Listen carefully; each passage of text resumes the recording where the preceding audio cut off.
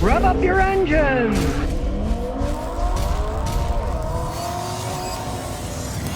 Well, Trump has ordered freezing of the funds for Illinois electric vehicle charging network, and now they're all crapping in their pants. If they don't get that federal government money, guess what? They're not going to be building these things because electric charging networks are not profitable for most businesses. California, something like 80 to 90% of the charging is done at people's own homes. So they're only going to do 10 to 20% of the charging on the road.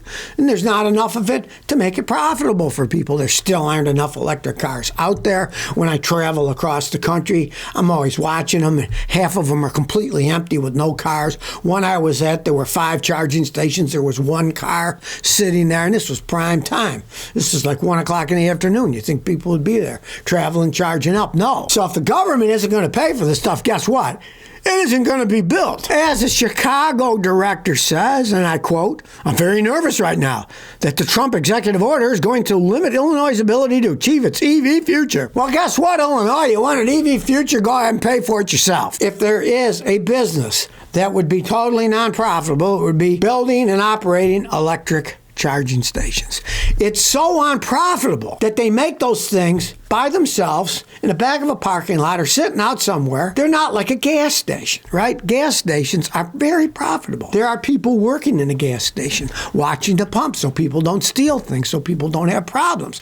Or, especially since electric vehicles are new, a lot of people don't know much about them, helping the people learn how to operate the chargers. These people do not exist because they want to go on the down low. They want to go cheap. They want to build electric chargers that, well, we don't want to have a stand there and have to pay people and heat and air condition it. We'll just stick them out there and then the vandals will rip them apart and steal them. But what do we care? It's federal money, right? I think it's a smart move.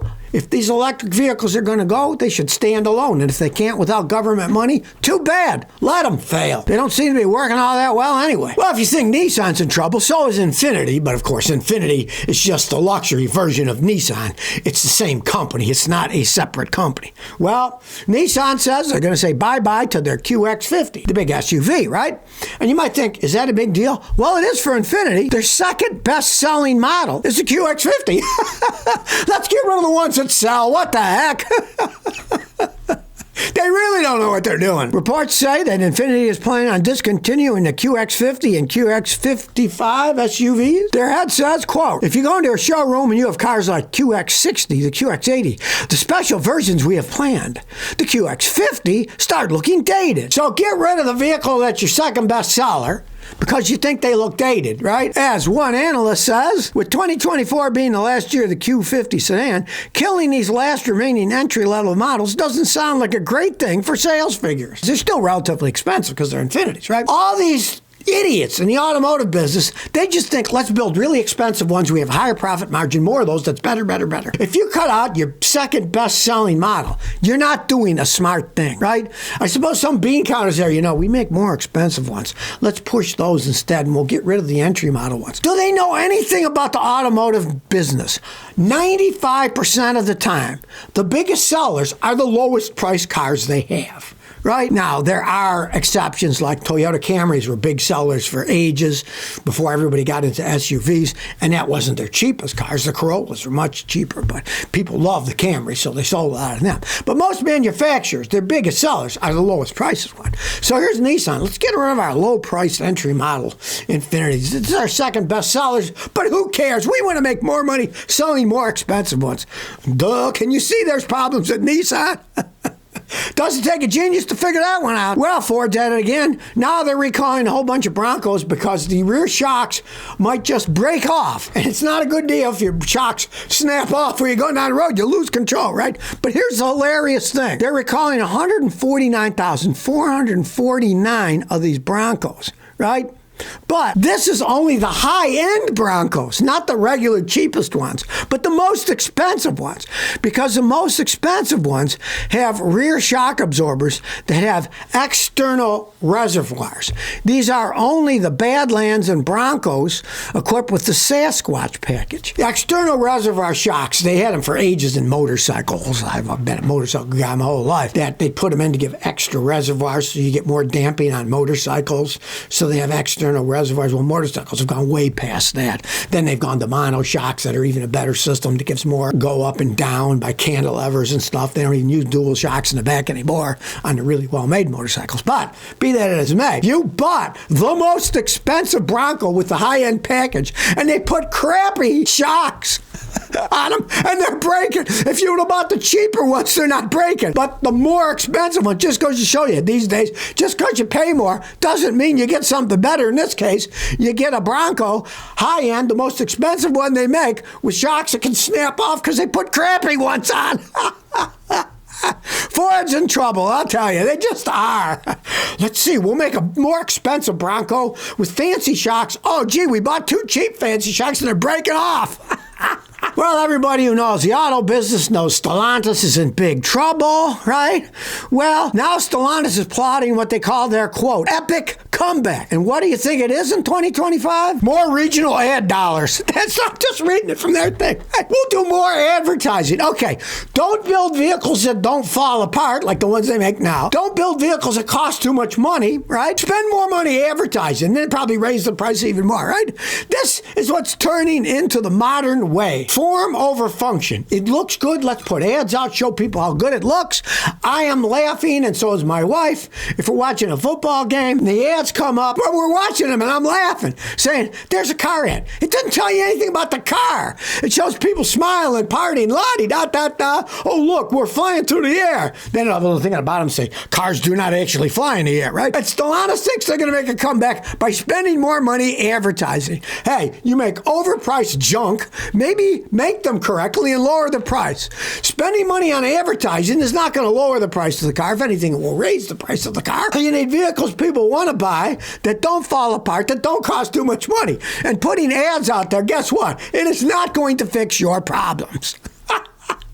Well, it looks like Norway is going to become the first country to fully transition to electric vehicles. Get this, in 2010, Norway's vehicle sales were only 1% electric vehicles. But last year, 2024, it was 88.9% of the new vehicles bought. So they are going to electric vehicles, right?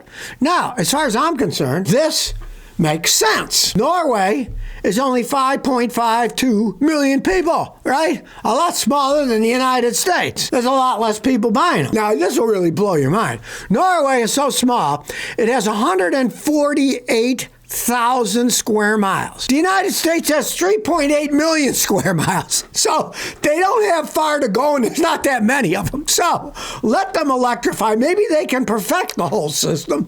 After all, it's kind of cold in Norway most of the time. So maybe they can perfect the use of batteries in cold weather. Who knows? Iceland almost went bankrupt because their whole country went into the banking business, and then that prime swap derivative thing came, and the whole world went into recession and almost bankrupted the whole country of Iceland. So let the Norwegians try it. There's not many of them, and it's a pretty small place. The exact opposite of the United States, where there's lots of people, and there's all kinds of room you got to drive in. Well, it looks like it's coming true. Donald wanted to call the Gulf of Mexico the Gulf of America. Well, Google says it's going to change the Gulf of Mexico to the Gulf of America in the Maps app. It's going to say the Gulf of America instead of the Gulf of Mexico. But if you're in Mexico and you're using Google, it will still say the Gulf of Mexico, and the rest of the world, it'll say the Gulf of America, Gulf of Mexico. It'll be a combo.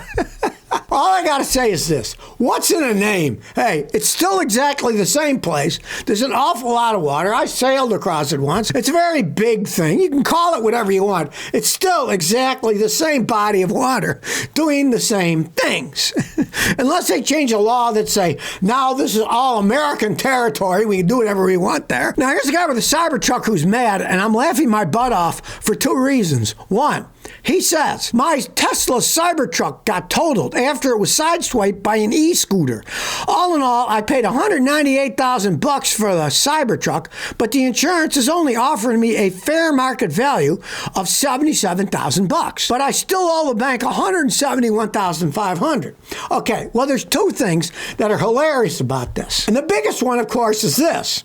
How the heck did a Cybertruck get destroyed by being T-boned by an e-scooter? A little bitty e-scooter. Come on now. That shows how poorly made these Cybertrucks. Massive Cybertruck. A little e-scooter hits it and it totals the vehicle. Like I say, you got to watch out for these because if the battery's dented, there's a ton of money. But I mean, how the heck did an e-scooter total a Cybertruck? And then, of course, the other bit of insanity is this guy was an idiot to pay $170,000 for this Cybertruck. He paid extra money to get it fast, blah, blah, blah. And of course, it's 2024. It's only 1 year old or less.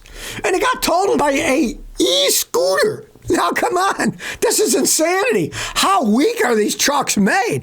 Sure, he overpaid for it. He was a fool. But the fact that it got totally wiped up by an e-scooter, boy, I wouldn't stake my life on one of those things. Some truck, that is. You got a Ford truck or a Toyota Tundra, you get hit by an e-scooter, it's not going to total the vehicle, right? That's the problem with aluminum. Aluminum's a lot softer than steel, and it's going to bend a lot faster. In this case, for sure, if you would have hit a full-frame F-150 with an e-scooter, I don't think it would have done much except dent the door or something. So if you never want to miss another one of my new car repair videos, remember to ring that bell.